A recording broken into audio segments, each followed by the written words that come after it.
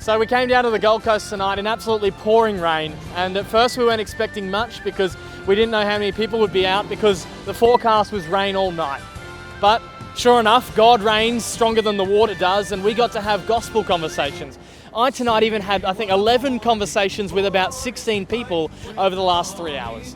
But one absolute standout one was with these two young guys. At first they said, oh, we don't know if there's a God, and I showed them that there was, but as the conversation took place, it came to a conclusion where at the end they actually understood what Jesus had done to save them. They understood that it wasn't by their goodness or by their effort that they could get to God, but only by trusting in what Jesus has done. And I even said to them, after checking with them, they knew what the gospel was. I asked, when are you going to trust in Jesus? And one of them says, I think so. I think I'll do it right now. So that was very encouraging, an exciting conversation. And I ask you to be praying for these two guys that they would seriously consider what God has had to say through his ambassadors tonight, that they would consider the gospel and that they would be serious about their profession of a desire to trust in God tonight.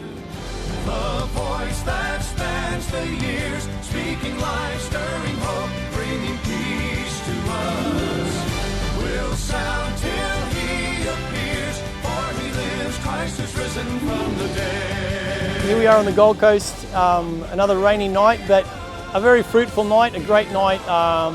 The people are directed into our path very particularly because of the rain, and people don't want to get wet. They're a bit scared off by the rain.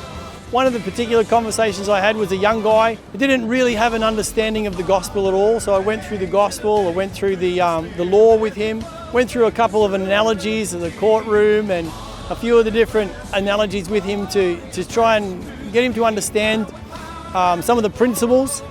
And he seemed to understand it quite well. So yeah, I just want to encourage you to come down and be part of the team.